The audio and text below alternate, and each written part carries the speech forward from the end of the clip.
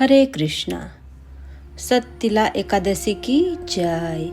सततिला एकादशी, यह एकादशी माघ मास माने जनवरी या फरवरी के कृष्ण पक्ष के दौरान आती है। एक बार दालभ्य मुनि ने पुलस्त्य मुनि से पूछा, हे माननीय ब्राह्मण, इस मृत्युलोक में लोग अनेक पाप कर्मों में लिप्त है।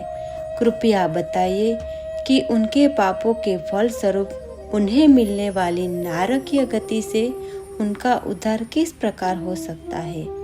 पुलस्त्य मुनि ने उत्तर दिया, हे भाग्यवान, माघ मास के कृष्ण पक्ष में आने वाली एकादशी के दिन मनुष्य को परम भगवान की उपासना विशुद्ध मन से करनी चाहिए।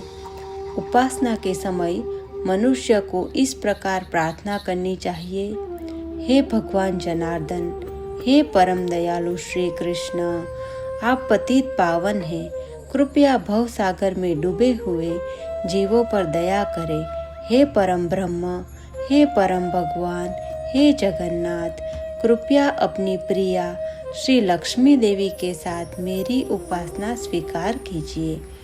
तत्पश्चात मनुष्य को छाता, वस्त्र, जूते तथा जल से भरा पात्र दान देकर ब्राह्मणों की उपासना करनी चाहिए। अपनी क्षमता अनुसार व्यक्ति को काली गाय तथा तिल श्रेष्ठ ब्राह्मणों को दान देना चाहिए। तिल अर्पित करने से मनुष्य अनेक जन्मों तक स्वर्ग लोकों में वास कर सकता है। व्यक्ति को तिल से मिश्रित जल में स्नान करना चाहिए। तिल का लेप अपने शरीर पर करना चाहिए। तिल के बीज से मिश्रित जल से पितरों को आहुति देनी चाहिए। तिल से अग्नि होम करनी चाहिए। तिल खाना चाहिए और दान देना चाहिए। ऐसा करने से मनुष्य के समस्त पाप नष्ट हो जाते हैं। इसलिए इस एकादशी का नाम सततिला एकादशी है, जो कि अन्य एकादशी में तिल खाना वर्जित है, पर इस एकादशी में तिल खाने का महत्व बताया गया है। जब नारद मुनि इस एकादशी का महात्म्य जानने के लिए भगवान श्री कृष्ण के पास गए तो उन्होंने यह निम्नलिखित कथा सुनाई। श्री कृष्ण ने कहा, प्राचीन काल में एक ब्राह्मणी स्त्री थी। वह दृढ़ता से ब्रह्मचर्य का पालन करते हुए भगवान की उपासना करती थी। उपासना के साथ अनेक प्रकार के व्रतों का पालन करने के कारण वह क्रमशः अत्यंत कमजोर तथा पतली हो गई थी। वह निर्धन ब्राह्मणी और अविवाहिता कन्याओं को दान देती थी, परंतु उसने ब्राह्मणों और देवताओं को अन्न दान कर संतुष्ट नहीं किया। यद्यपि वह ब्राह्मणी एक पवित्र आत्मा थी, फिर भी उसने कभी भूखे लोगों को भोजन अर्पित नहीं किया। उसकी परीक्षा लेने के लिए मैंने अपने हाथों में एक भिक्षा पात्र लेकर एक भिक्षुक का रूप धारण कर लिया और भिक्षा मांगने के लिए उसके घर पहुंचा। उसकी परीक्षा लेने के लिए मैंने अपने हाथों में एक भिक्षा पात्र लेकर एक भिक्षुक का रूप धारण कर लिया और भिक्षा मांगने के लिए उसके घर पहुंचा। ब्राह्मणी ने कहा, हे ब्राह्मण, कृपया मुझे बताइए कि आप कहाँ से आए हैं।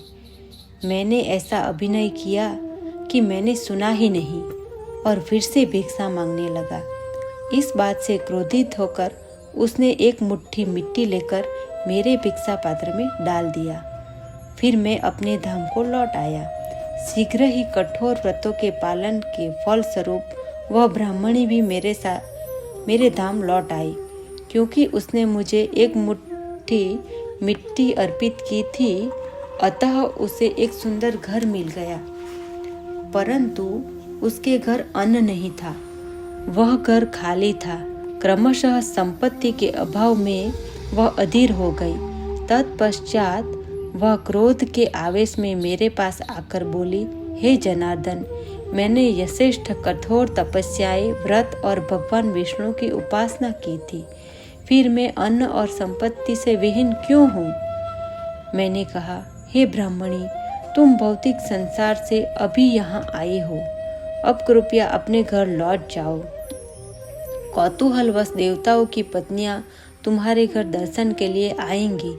तुम उनसे षटतिला एकादशी के महात्म्य की जिज्ञासा करना। जब तक वे महात्म्य वर्णन समाप्त न कर दे तब तक तुम द्वार मत खोलना। मेरे वचन सुनकर ब्राह्मणी घर लौट गई। एक दिन ब्राह्मणी अंदर से द्वार बंद करके अपने घर में बैठी थी। उस समय कुछ देव पत्नियां वहां आकर बोली, हे सुंदरी, हम यहाँ दर्शन के लिए आई हैं, कृपया द्वार खोलो। ब्राह्मणी ने उत्तर दिया, यदि आप मुझे देखना चाहती है तो कृपया मुझे द्वार खोलने से पहले षटतिला एकादशी का महत्व, पुण्य फल एवं महात्म्य वर्णन कीजिए। तब उन्होंने एक देवपत्नी ने इस एकादशी का महात्म्य वर्णन किया। वह वर्णन सुनकर ब्राह्मणी ने अत्यंत संतुष्ट होकर दरवाजा खोल दिया। देवपत्नियां ब्राह्मणी को देखकर प्रसन्न हुई। उन देवियों के उपदेशानुसार ब्राह्मणी ने षटतिला एकादशी का व्रत पालन किया। तत्पश्चात वह सुंदर, तेजयुक्त एवं पर्याप्त अन्न संपत्ति व स्वर्ण की स्वामिनी बन गई। इस एकादशी का पालन करने से मनुष्य का दुर्भाग्य तथा दरिद्रता दूर हो जाती है। यदि कोई इस दिन तिल का दान करता है तो उसके समस्त पाप कर्म के फल नष्ट हो जाते हैं। तथापि किसी को भी केवल ये फल प्राप्ति के लोभ से ही यह व्रत नहीं करना चाहिए। इस दिन हर एक भक्त को यह 6 कार्य अवश्य करना चाहिए। पहला, तिल से मिश्रित जल में स्नान। दूसरा, तिल के लेप को शरीर पर लगाना। तीसरा, तिल को यज्ञ में आहुति देना। चौथा, तिल से युक्त जल पीना। पांचवा, तिल खाना। और छठा, तिल का दान करना। हरे कृष्ण।